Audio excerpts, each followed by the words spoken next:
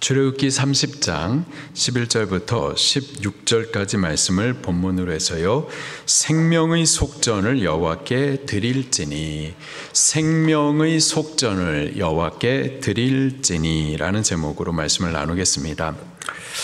출애굽기 25장에 하나님께서 모세를 시내산 위로 부르십니다. 그리고 구원 얻은 하나님의 백성은 어떻게 살아야 되는가, 율법을 하나님의 백성들의 법으로 베풀어 주시죠. 그리고 성막, 곧 하나님께서 당신의 백성 중에 거하실 그 거룩한 전을 어떤 모양으로, 어떤 크기로, 어떤 재료로 만들지 가르쳐 주세요. 그리고 그 성전에서 하나님을 섬겨 예배할 제사장들을 정해 주시고, 그 제사장들이 입어야 할 거룩하고 영광스럽고 아름다운 옷 어떻게 만들지에 대해서 가르쳐 주시고, 그들을 또 위임식에 대해서도 가르쳐 주시죠.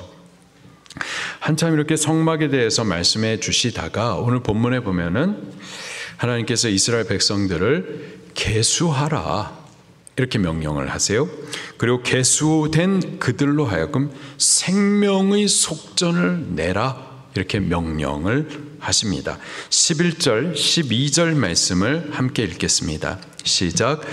여호와께서 모세에게 말씀하여 이르시되, 내가 이스라엘 자손의 수효를 조사할 때에 조사받은 각 사람은 그들을 계수할 때에 자기 생명의 속전을 여호와께 드릴지니, 이는 그들을 계수할 때에 그들 중에 질병이 없게 하려 함이라. 아멘. 이스라엘 백성을 계수하고 계수된 그들로 하여금 속전을 내게 하라 말씀하십니다. 속전이라고 하면은 히브리식 발음으로는 코페르, 덮게라는 뜻이에요. 덮다라는 뜻입니다. 또 영어식 표현으로는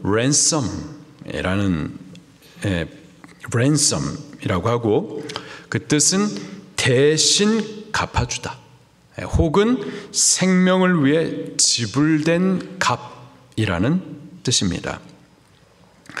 대신 갚아주다, 생명을 위해 지불된 값. 신약 성경 마태복음 20장 28절 말씀에 보면은 이 코페르라는 이 단어가, 속전이라는 단어가 대속물이라는 단어로 또 번역이 되어 있습니다. 이 속전의 의미, 대신 갚아주다, 생명을 위해서 지불된 값, 대속물, 이 속전의 의미가 성경에 처음 등장한 것은 아니죠. 꼭 처음 등장한 것은 아닌데, 하여튼 애굽에 있었던 10가지 재앙 때 이런 의미가 드러나요. 하나님께서 애굽에 10가지 재앙을 내리시죠. 그 10번째 재앙, 곧 마지막 재앙, 처음부터 9번째에는 사실 계속해서 경고해 주셨던 재앙이고, 그 10번째가 본질적인 재앙이었었는데, 그 10번째 재앙이 어떤 재앙이었었죠? 죽음이었었습니다. 죽음의 재앙. 하나님은 계속 경고하는데 끝까지 거역하고 대적하는 그 애굽, 그리고 바로에게 이 10번째 재앙, 곧 죽음의 재앙을 내리시는데요. 심판하는 사자가 번뇌를 받아 애굽에 내려옵니다. 그리고 그가 지나는 곳마다 왕으로부터 시작해가지고 일반 평민들, 또 노예들, 또 짐승까지 모든 장자와 첫 새끼들이 다 죽어나갑니다. 이스라엘도 애굽 백성과 다르지 않아요. 그들도 똑같은 죄인이었고요. 똑같이 완고하고 완악했었고요. 그렇기 때문에 똑같이 하나님의 진노의 심판을 받아야만 했었습니다. 그러나 하나님께서는 그들을 공의로 대하시기보다는 은혜를 베풀어 주시죠.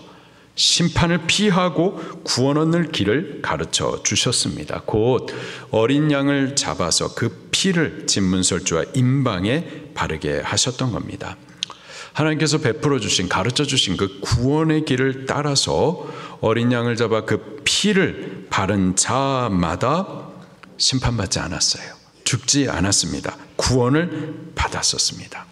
본래는 그들도 죽었어야만 했었는데 어린 양이 그들을 대신하여 죽었었던 거죠. 어린 양이 그들을 대신하여 죽었다라는 그 증거, 그 표식이 바로 피였었던 겁니다. 피는 생명을 의미해요. 그 피가 뿌려졌다, 죽었다라는 것을 의미하죠. 그 어린 양이 그들을 대신하여 죽었다라는 그 증거가 바로 그 피였었던 거예요. 그 피를 집에 발랐을 때 죽음의 사자가 그 피를 보고서는 넘어갔었습니다. 유월했었던 거예요. 그때부터 시작된 절기가 유월절이죠. 유월절은 구원 얻은 은혜를 기념하는 절기입니다. 그때 그들을 대신하여 죽은 어린 양, 그 어린 양을 바로 대속물이라고 하고 이스라엘 백성들의 생명의 속전이라고도 말합니다. 이스라엘 백성들은 대속물이었었던 그 어린 양으로 인해서 하나님의 심판을 피했었던 거예요. 그 어린 양이 생명의 속전이 돼서 구원을 얻었었습니다. 자, 그런데 이미 그때 속전이 지불되어졌고 그 어린 양으로 구원을 받은 이스라엘 백성들에게 오늘 본문에서 하나님께서 다시 그들에게 속전을 요구하시는 거예요. 이미 속전이 지불됐는데, 그때 이미 구원 받았는데, 근데 지금 다시 오셔서 생명의 속전을 내라 요구를 하십니다. 그 생명의 속전의 값으로 반세겔을 내라 이렇게 명령을 하세요. 13절 말씀입니다. 시작. 무릇 개수 중에 드는 자마다 성소의 세겔로 반세겔을 낼지니 한 세겔은 20게라라. 그 반세겔을 여호와께 드릴지며. 세겔이라고 하면은 돈을 계수하는 단위가 아니고 무게를 측량하는 단위인데요. 약 9.7g 정도 됩니다. 당시 은 한 세겔의 가치를 여기서 기록을 해주고 있는데 20게라라고 기록을 해주고 있어요. 그러면 반 세겔은 10게라이겠죠. 이 게라의 가치가 얼마냐, 그것에 대해서는 알 수는 없습니다. 그러나 가난한 자도 내라 하신 것을 보면은 크게 비싸지는 않았었을 거예요. 신약시대에 와서도 이 속전의 개념이 이어지는데요. 신약시대에서는 이 속전을 성전세라는 이름으로 올려졌었습니다. 그때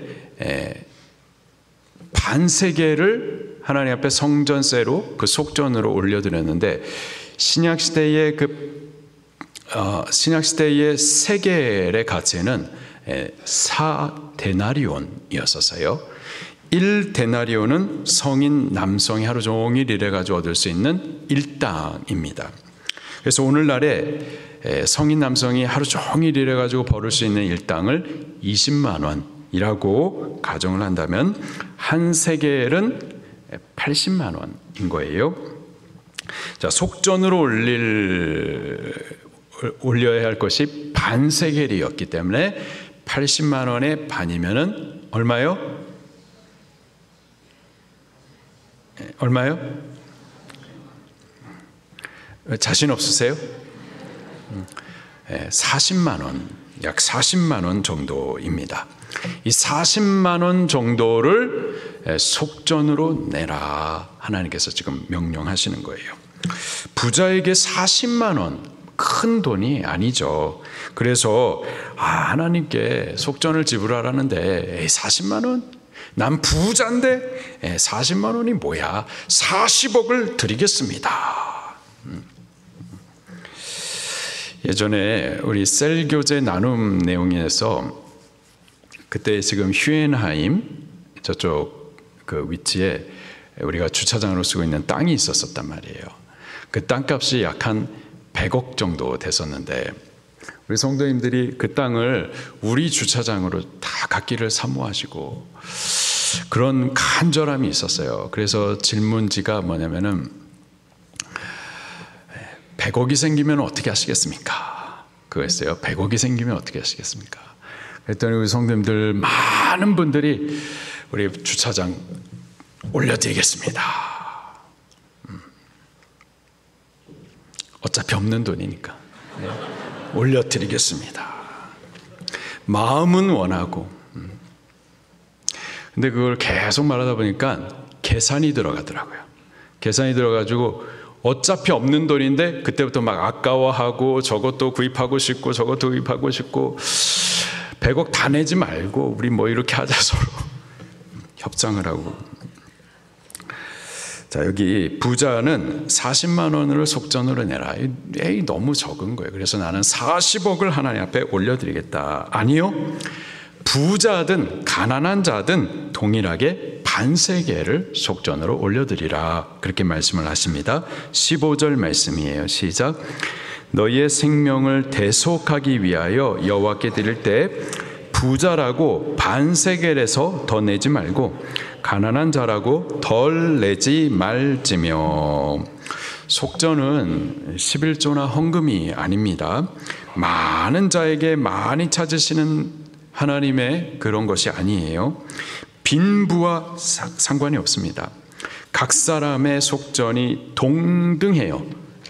각 사람의 속전이 동등함은 각 사람이 하나님 앞에 동등한 존재임을 뜻하는 겁니다. 우리 각 사람의 영혼의 가치가 다를까요? 같을까요? 우리 하나님 보실 때에 저의 영혼의 가치와 우리 성도님 중에 한 분의 영혼의 가치가 같을까요? 다를까요? 다르지 않습니다. 같아요. 저에게 있어서 한국 사람은 특별합니다. 중국 사람보다 한국 사람이 먼저예요. 저에게는. 왜? 제가 한국 사람이기 때문에. 저에게 있어서 가족은 특별합니다. 한은진 사모, 지연이, 이막이 다른 사람보다 먼저예요. 저에게는. 왜? 저의 가족이기 때문에. 방주교회 성도님은 저에게 특별합니다. 다른 한국 사람들보다도, 다른 교회 성도님들보다 먼저예요. 다른 교인과 우리 성도님이 함께 같은 옆자리에서 물에 빠졌다. 누굴 먼저 구해주냐? 저한테 물으시면 당연히 우리 성도 먼저 구합니다. 지금 민규, 하연이, 현규가 물에 빠졌고 그 바로 옆에 우리나라의 아주 큰 유명하신 아주 훌륭하신 목사님이 같이 막 허우적거려요. 누구를 구해야 돼? 저는 현규를 먼저 구합니다. 왜냐? 제게 맡겨주신 성도이기 때문이죠. 우리에게는요, 그렇게 우선적인 사람들이 있어요. 하나님께서 우선적인 가치로 그렇게 묶어주신 사람들이 있다고요. 더 특별한 사람들이 있어요. 그러나 하나님 앞에서 각 사람의 그 영혼의 가치는요, 다르지 않습니다. 한국 사람이든 중국 사람이든 하나님 앞에서 그 영혼의 가치는 동일해요. 유대인이든 이방인이든, 뭐 유대인이라고 그래가지고 굉장히 뭐 특별하게 생각하시는 경우들이 있는데 그렇지 않습니다. 하나님 앞에선 동일한 가치예요. 부자든 가난한 자든 그 영혼의 가치는 동일합니다. 이스라엘 백성으로 계수된 자의 속전은 생명을 위해 지불해야 할 값으로서 부자든 가난한 자든 동일하게 반세계를 올려드리라. 그렇게 명령을 하십니다. 몇 가지 좀 질문이 생겨요. 먼저 광야의 이스라엘 백성은 출애굽 당시 이미 구원받았습니다. 그들을 위해서 어린 양이 속전이 되셨어요. 그 어린 양으로 생명의 값이 이미 지불됐습니다. 그런데 왜 다시 또 속전을 내라 하시느냐 이 말이에요. 그 어린 양이 저들을 위해서 피 흘려 죽었었을 때 그때 받은 구원이 뭔가 모자란 구원, 온전하지 못한 구원이었는가? 그때 어린 양이 지불했었던 그 속전이 뭔가 불충분했기 때문에 보충해서 더 내라는 것인가? 그래서 내가 지금 다시 구원을 받기 위해서, 온전한 구원을 받기 위해서 내가 뭐 좀 보태야만 하는 건가? 그래서 지금 40만 원, 반세겔, 그것을 더 보태면 그러면 이제 구원을 완전히 얻게 되는 건가? 그럴까요? 그럴까요? 아닐까요? 아니죠. 예. 아니에요.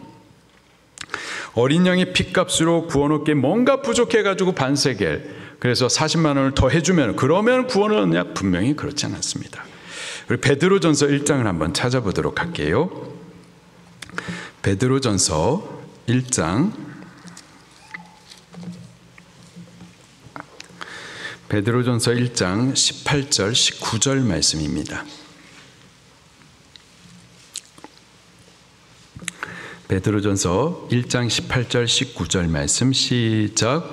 너희가 알거니와 너희 조상이 물려준 헛된 행실에서 대속함을 받은 것은 은이나 금같이 없어질 것으로 된 것이 아니요 오직 흠없고 점없는 어린 양 같은 그리스도의 보배로운 피로 된 것이니라. 아멘.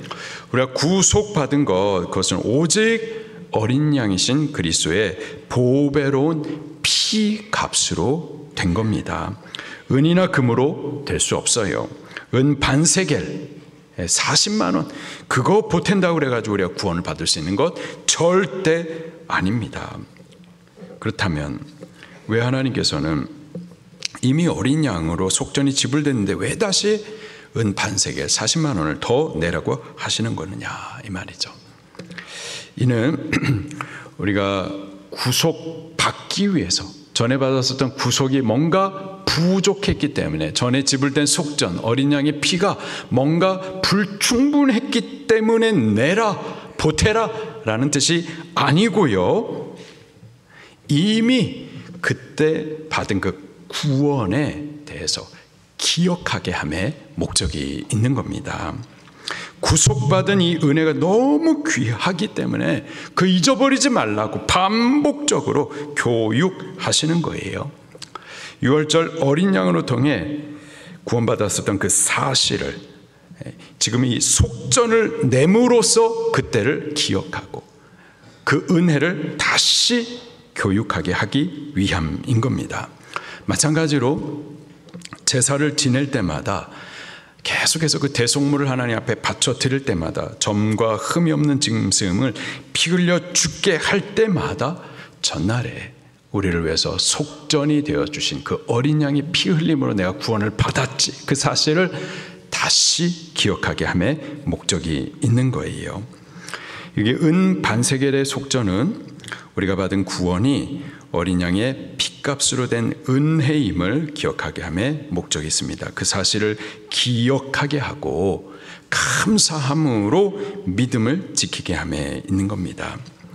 여기 은 반세겔의 속전은 그 속전이 실제로 나에게 구원을 주는 것이 아니라 그 실체가 되시는 예수 그리스도의 피 흘리신 은혜를 이 속전을 지불하면서 다시 기억하게 하고 깨닫게 하고 그 은혜의 실체가 되시는 예수님을 자꾸 보게 함의 목적이 있는 거죠.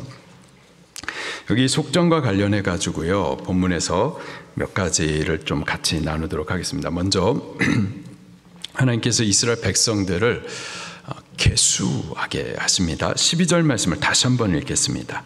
시작. 내가 이스라엘 자손의 수효를 조사할 때에 조사받은 각 사람은 그들을 계수할 때에 자기의 생명의 속전을 여호와께 드릴지니 이는 그들을 계수할 때 그들 중에 질병이 없게 하려 함이라. 아멘. 하나님께서 이스라엘 백성을 계수하라 하시는데, 계수한다라는 것은 그들에 대한 하나님의 주권을 좀 표시하시는 일입니다. 내 백성이 누군지, 몇 명인지를 확인하시는 거죠. 이 숫자에 포함된 자들은 여호와의 총회에 든 자들, 하나님의 백성인 겁니다. 제가 어릴 적에 저희 형제가 6남매였었어요. 그 6만 저희 부모님의 자녀인 거죠. 세상에 저희들 말고라도 다른 어린이들이 많이 있었지만 그들이 몇 명인지 숫자를 세지 않습니다. 셀 이유도 없어요. 왜? 자녀가 아니기 때문입니다. 당신의 자녀들만 숫자를 세는 거죠. 저는 그 6명 중에 하나였어요. 그 숫자 6에 든 자녀인 거였죠. 그리고 저를 포함해서 그 6만 부모님께 속한 자녀인 겁니다. 부모님은 그 6만 책임지고 그들을 사랑하고 그들을 보호하고 그들의 신음을 듣고 또 그들의 필요를 채우고 그리고 그 6에 대해서는 한 명도 포기하지 아니하고 빼앗기지 않는 거죠. 하나님께서 이스라엘 백성을 계수하신다, 바로 그런 의미인 거예요. 내 백성이다 라는 의미인 겁니다. 그들에 대해 하나님은 당신의 주권을 선언하시면서 그들을 책임지시고 그들을 사랑하시고 또 그들 가운데 한 명도 포기치 아니하시고 지키실 것을 표현하시는 거죠. 신약 성경에서도요, 하나님께서 당신의 백성을 계수하시는 그 진리에 대해서 여러 차례 좀 기록이 되어 있습니다. 디모데후서 2장 19절 말씀에 보니까 그러나 하나님의 견고한 터는 섰으니 주께서 자기 백성을 아신다 하며 또 주의 이름을 부르는 자마다 불의에서 떠날지어다 하셨느니라. 다시 한번요. 그러나 하나님의 견고한 터는 섰으니 인침이 있어 일렀으되 주께서 자기 백성을 아신다 하며 주의 이름을 부르는 자마다 불의에서 떠날지어다 하셨느니라. 그래서 인침이란 도장을 찍다라는 뜻이죠. 이 사람은 내가 나의 소유된 백성이라고 당신의 소유권을 도장을 쿵 찍어가지고 새겨 놓는 겁니다. 그렇게 하나님께서는 당신의 백성이 누구인지 그 수가 얼마나 되는지 아신다, 이렇게 말씀을 하고 계세요. 또 요한계시록 7장 4절에도 보니까는요, 내가 인 맞은 자의 수를 들으니, 하나님께서 도장을 쾅 찍어서 내 백성이다라는 그 소유권을 새겨둔 자들, 그 인침을 받은 자, 그들의 수를 들으니 이스라엘 자손의 각 지파 중에서 인 맞은 자들이 14만 4천이니, 인 맞은 자들, 곧 하나님께서 자기의 소유된 백성이라고 도장을 쿵 찍어둔 자들, 그들의 숫자가 기록이 되어 있는데 몇 명이요? 14만 4천. 물론 이 상징적인 숫자입니다. 대부분 구약의 12지파, 신약의 12사도, 그리고 완전수 1000. 구약의 12지파 곱하기 신약의 12사도 곱하기 그리고 완전수 1000을 곱해가지고 14만 4천. 그 뜻은 구약의 성도들 그리고 신약의 성도들, 그들 모두가 하나님의 백성으로 계수된다라는 뜻입니다. 그 수가 몇 명인지는 정확하게 알 수는 없지만은 요한계시록 7장 9절에 보니까는 또 이렇게 기록하고 있어요. 내가 보니 각 나라와 족속과 백성과 방언에서 아무라도 능히 셀 수 없는 큰 무리, 이렇게 표현을 하고 있습니다. 몇 명인지는 정확하게는 알 수 없지만 사람이 셀 수 없는 큰 무리, 하나님의 세신 숫자입니다. 그런데 중요한 것은 그 숫자 안에 내가 포함이 되겠느냐, 이게 진짜 중요한 겁니다. 그 숫자가 몇 명이냐 이게 아니라 내가 그 수, 하나님의 세신 그 수에 포함이 되겠느냐, 이게 진짜 중요한 거예요. 우리 방주교회 등록교인은 몇 명일까요? 저는 몇 명인지 몰라요. 물론 이제 교족부가 있어가지고 교족부를 통해서 그 수를 찾으려면 알 수가 있죠. 그러나 뭐 크게 의미를 두지는 않습니다. 등록은 했는데 떠나시는 분들도 계시고 조용히 사라지는 분들도 계시고, 그래서 매년마다 정리를 합니다. 그 이름을 지워요. 그러나 제 마음에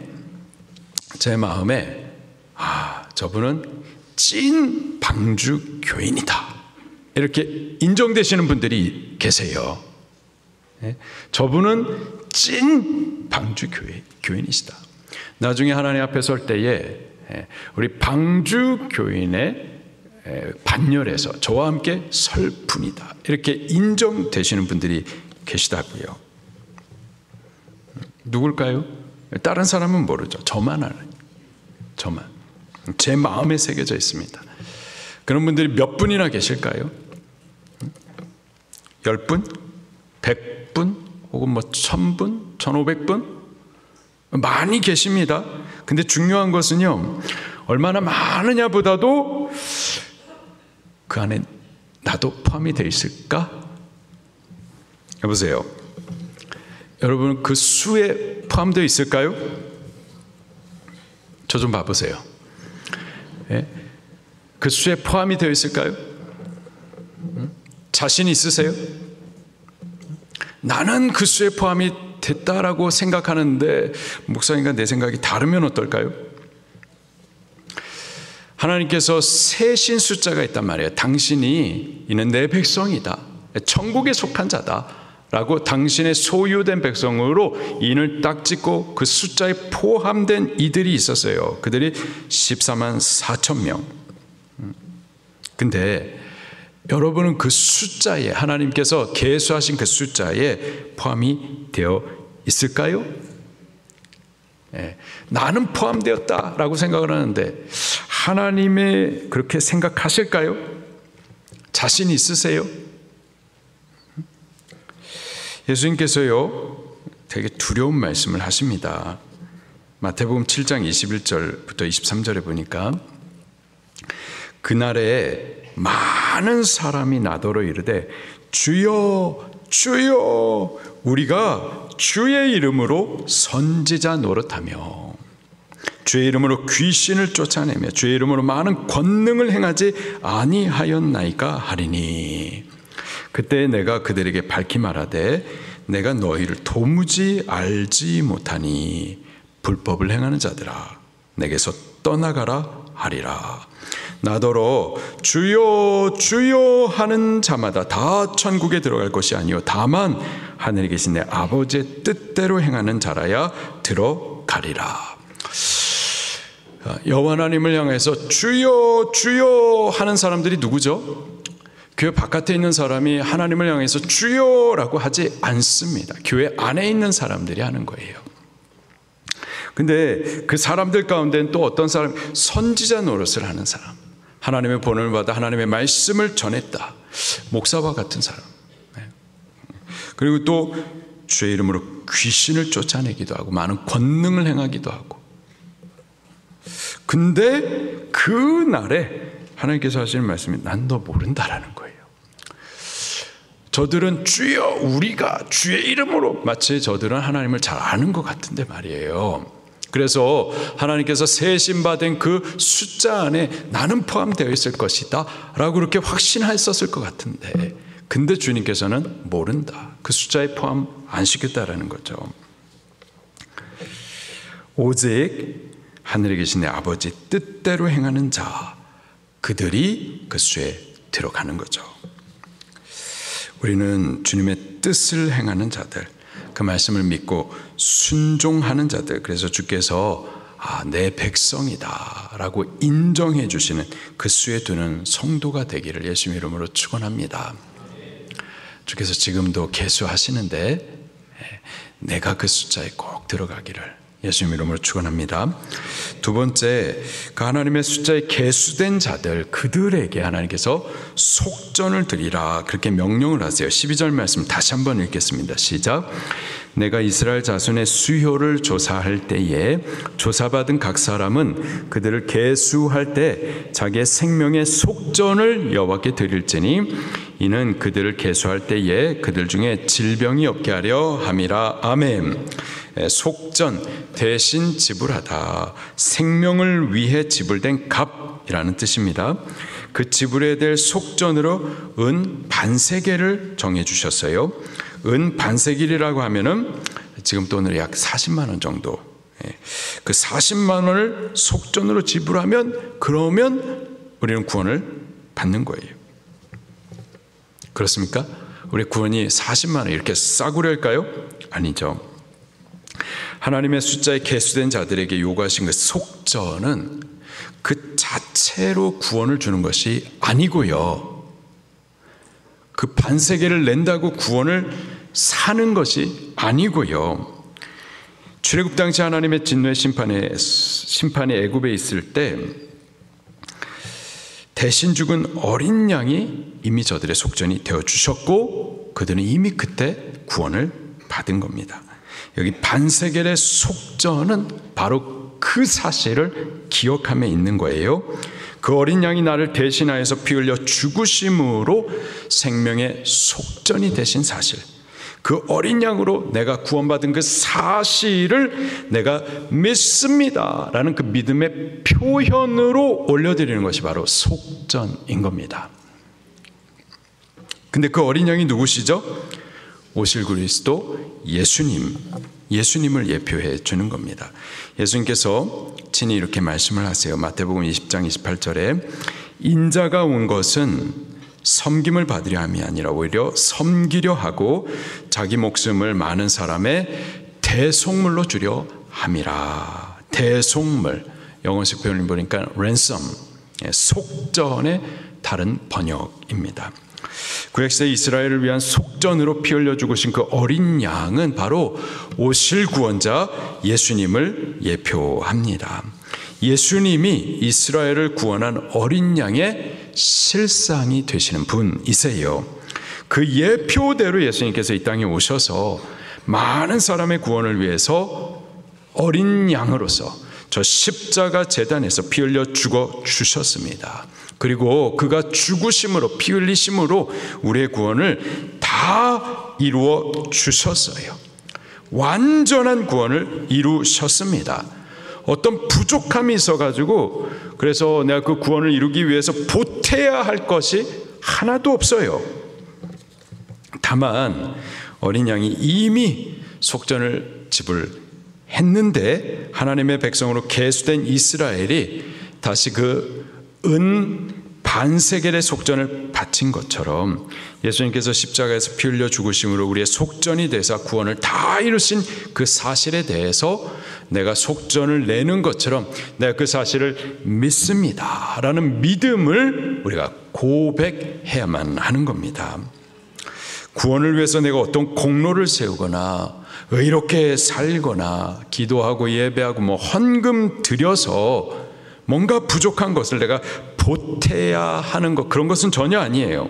예수님께서 우리를 위해서 대행, 대속 다 이루어 주셨습니다. 우리가 반세겔의 속전을 내는 것은 예수님의 공로, 그분의 희생과 사랑, 그래서 이루신 그 완전한 구원에 대한 믿음의 표현을 올려드리는 것을 말하는 거예요. 그가 그리스도와 주님이심을 우리가 마음으로도 믿고 또 입술로도 시인하는 것이 이 속전을 바치는 것과 같은 겁니다. 내가 마음으로도 믿고 또 믿음으로 사는 거예요. 주를 위해서 살고 주를 위하다가 죽는 거죠. 이 땅이 아니라 천국을 준비하는 나그네로서의 신앙의 생활을 하는 것, 이것이 이미 구원받은 자, 이미 속전이 지불된 자가 반세겔을 하나님 앞에 올려드리는 믿음의 표현인 겁니다. 하나님의 백성으로 계수된 자는요 반드시 이러한 믿음의 표현으로 속전을 내야만 하는 거예요. 분명히 예수님께서 우리 구원을 다 이루셨지만 우리가 믿음의 표현으로 속전을 올리지 아니하면 우리는 그 수에 들 수가 없는 거예요. 구원이 우리에게 적용이 될 수가 없는 겁니다. 이미 그분이 다 이루신 구원이지만 내가 그것을 믿음으로 받지 아니하면은 그 구원이 나에게 적용이 되지 않아요. 우리는 믿는 자가 되어서 그리스도께서 이루신 그 구원을 누리는 자 꼭 될 수 있기를 예수님 이름으로 축원합니다. 마지막으로 이 속전이 지불된 자들, 그들은 하나님의 진노를 면한다 이렇게 말씀하고 있어요. 12절 후반에 보니까 이는 그 계수할 때에 그들 중에 질병이 없게 하려 함이라. 여기서 질병, 영어식 표현을 보니까 플래그라고 표현하고 있습니다. 재앙이라는 뜻이에요. 애굽에 있었던 10가지 재앙, 그리고 그 10번째 재앙, 그 사망을 말하는 겁니다. 애굽 사람들은 하나님의 진노의 심판 아래 죽임을 당했었어요. 오직 어린 양의 피를 믿음으로 그 피를 바른 자들, 그들은 심판을 피하고 생명의 보존을 받을 수가 있었었죠. 마찬가지로 예수 그리스도가 나의 속전이 되셨음을 믿는 사람들은 하나님의 진노의 심판에서부터 피할 수가 있는 겁니다. 그 심판에서부터 구원을 얻을 수가 있는 거예요. 예수 그리스도의 속전을 내지 않는 자들, 예수 그리스도께서 나를 위해서 그 죄값을 다 지불한 그 사실을 믿지 않는 자들은 하나님의 심판을 피할 수가 없는 거죠. 믿음 없이는 구원 없습니다. 아무리 우리가 의롭게 살아도, 덕을 많이 쌓고 구제 열심히 하고 세상 사람들이 칭찬을 많이 해도 속전을 내지 아니하면, 우리가 믿음을 표현해드리지 아니하면 지옥 백성인 거예요. 하나님의 심판을 피할 수 있는 길은 오직 예수 그리스도를 믿는 길뿐입니다. 예수 그리스도 피만이 우리가 구원 얻을 수 있는 유일한 길, 유일한 소망인 거예요. 데살로니가전서 1장 9절부터 10절에 우리 같이 한번 찾아보겠습니다. 데살로니가전서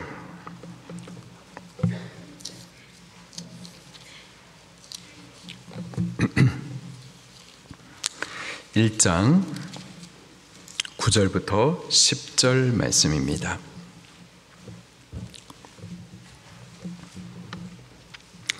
시작. 그들이 우리에 대하여 스스로 말하기를 우리가 어떻게 너희 가운데 들어갔는지와 너희가 어떻게 우상을 버리고 하나님께로 돌아와서 살아계시고 참되신 하나님을 섬기는지와 또 죽은 자들 가운데서 다시 살리신 그의 아들이 하늘로부터 강림하신 것을 너희가 어떻게 기다리는지를 말하니 이는 장래의 노하심에서 우리를 건지시는 예수시니라. 아멘. 마지막 날에도 반드시 하나님의 진노의 심판이 있습니다.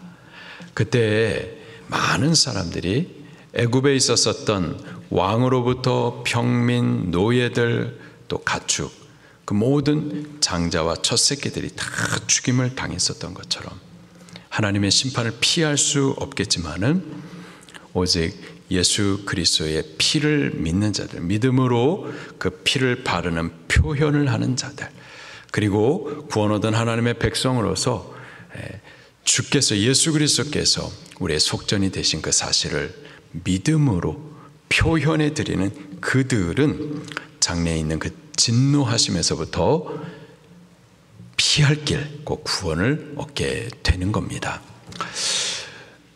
우리가 그 사실을 들었고 안다면, 그러면 우리들도 하나님의 계수에 든 자로서 이제 속전을 올려드려야만 하는 거예요.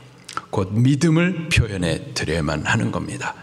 마음으로도 믿지만 사람들 가운데 나는 믿는 자라는 입술에 고백이 필요한 거예요. 마음으로도 믿고 또 믿음으로 살아야만 하는 겁니다. 이 땅이 아니라 약속하신 저 천국을 소망하면서 이 땅에서는 나그네로서의 신앙의 삶을 살아야만 하는 거예요. 이러한 속전을 낼 때 마지막 하나님의 진노에서부터 우리 구원을 받을 수가 있는 겁니다. 그 날에 우리들도 구원받은 자로서 주의 나라에 같이 꼭 서게 되기를 예수님의 이름으로 축원합니다. 말씀 붙들고 통성으로 기도하시겠습니다.